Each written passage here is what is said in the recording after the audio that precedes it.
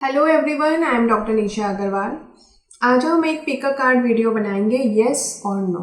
आपके दिमाग में, आपके मन में जो कोई भी सवाल है उससे रिलेटेड अगर आपको यस या नो जानना है तो आपके लिए ये वीडियो है।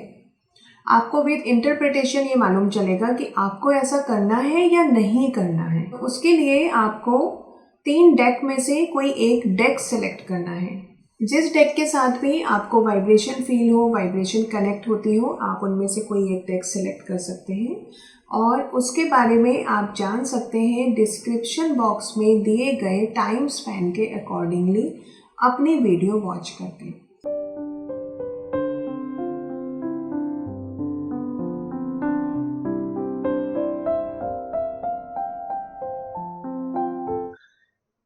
जिसने दिस वन ये डेक सेलेक्ट किया है उनकी रीडिंग्स हम कर लेते हैं।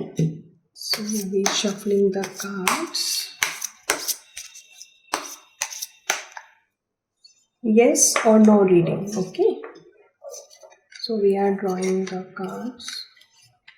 जो भी क्वेश्चन आपने मन में सोचा है उसके लिए कार्ड्स आपके आए हैं। 5 of swords, 2 of pentacles, queen of swords, Queen of Pentacles, Page of Cups and 9 of Wands.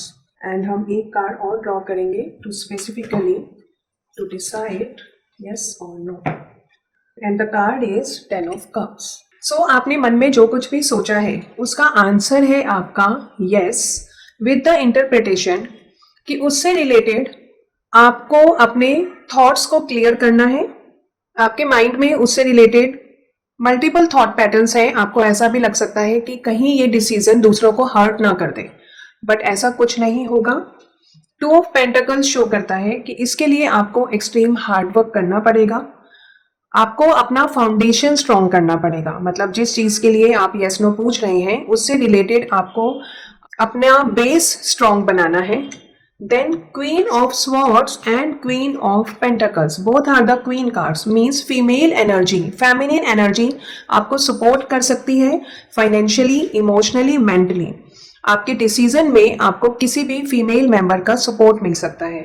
And next one is Page of Cups and 9 of Wands। Page of Cups indicate करता है कि लापरवाह नहीं होना है। जो लोग आपको सपोर्ट कर रहे हैं उन्हें टेकन फॉर ग्रांटेड नहीं लेना है। एंड 9 ऑफ वॉन्ड्स मीन्स अपनी एनर्जी को सही डायरेक्शन में यूटिलाइज करना है। सो इन शॉर्ट आपका आंसर यस है विथ फर्म डिसीजन, किसी भी फीमेल एनर्जी का सपोर्ट लेते हुए, लापरवाही ना करते हुए और दूसरों को टेकन फॉर ग्रांटेड भी ना लेते हुए आपने अपनी एनर्जी का सही यूटिलाइजेशन करना है सो दैट कि आपने जो सोचा है और जिसका आंसर हाँ आया है वो आपके लिए सुटेबल रहे। सो नेक्स्ट हम देखते हैं जिन लोगों ने ये डेक सेलेक्ट किया है, सी द डेक, उनके लिए अब हम कार्ड्स ड्रॉ करते हैं। कुछ कार्ड्स हम ड्रॉ कर लेते हैं फॉर योर यस और no reading. Knight of coins, 10 of swords, 10 of cups, 8 of wands, the chariot and queen of cups. और एक कार्ड और हम ड्रॉ करेंगे जिससे कि हमें यस और नो का इंडिकेशन मिलेगा, वो है नाइट ऑफ वॉन्ड्स। तो आपका आंसर है नो, क्योंकि ये ठहराव का कार्ड है। आप कोई चेंजेस नहीं कर सकते। ठीक है, अगर आपने अपने डिसीजन पर स्टे करना है और आपको लग रहा है कि वो डिसीजन मेरा इनकरेक्ट ना हो जाए, माइंड में मल्टीपल थॉट्स चल रहे हैं, सो आपका क्वेश्चन यहाँ पर night of coins and 10 of sword से इंडिकेट होता है कि जो भी आप सोच रहे हो उसमें आपके एफर्ट डालने के बाद भी आपको डिसअपॉइंटमेंट हो सकता है। बहुत सारी चीज़ें आपके कंट्रोल फैक्टर के बाहर हो सकती हैं। द चैरियट इंडिकेट कर रहा है कि आप बहुत ज़्यादा जजमेंटल हो सकते हैं। क्या करूं, क्या ना करूं, क्या ये सही है। ऑब्जर्वेशन इतना ज़्यादा कर देंगे, ओवर एनालिसिस इतना ज़्यादा कर देंगे कि आप एक डिसीजन तक पहुंच ही नहीं पाओगे। 10 ऑफ कप्स इंडिकेट कर रहा है कि कुछ पुरानी चीज़ें ख़त्म होनी ज़रूरी हैं, चाहे वो डिप्रेशन है, चाहे वो नेगेटिव थॉट पैटर्न है, but there is a need to end something. Eight of wands indicate कर रहा है मल्टीपल चॉइसेस, मल्टीपल ऑप्शंस, जिसमें रहकर आप उलझ सकते हैं। आपको लगेगा कि मेरे लिए तो इतनी सारी चॉइसेस हैं, ओवर कॉन्फिडेंस आ जाएगा और जो एक अच्छा अपॉर्चुनिटी है वो हाथ से स्किप हो जाएगा। क्वीन ऑफ कप्स इंडिकेट करता है इमोशनल लेवल पर कोई आपको इमोशनल ब्लैकमेल करने जैसी सिचुएशन आ सकती है। सो आपके लिए आंसर है नो, क्योंकि आप किसी इमोशन में स्टक होकर, ओवर ऑब्जर्वेंट होकर, मल्टीपल चॉइसेस में फंसकर सही डिसीजन नहीं ले पाएंगे। तो ये थी आपकी reading.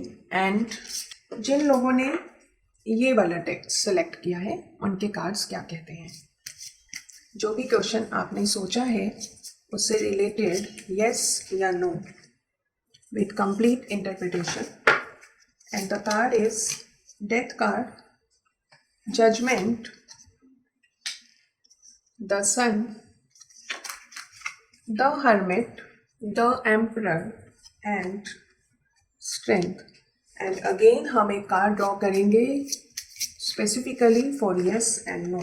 And the card is, it is the card of the star. ठीक है, तो आपका आंसर है yes, बट कैसे है yes इंटरप्रेट हम कर लेते हैं। इंटरप्रिटेशन के लिए फर्स्ट कार्ड हम लेंगे death card.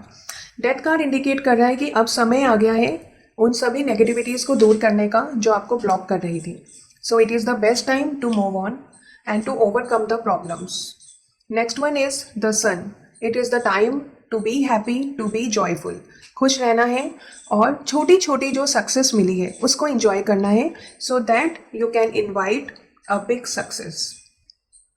The hermit, introspection का टाइम है।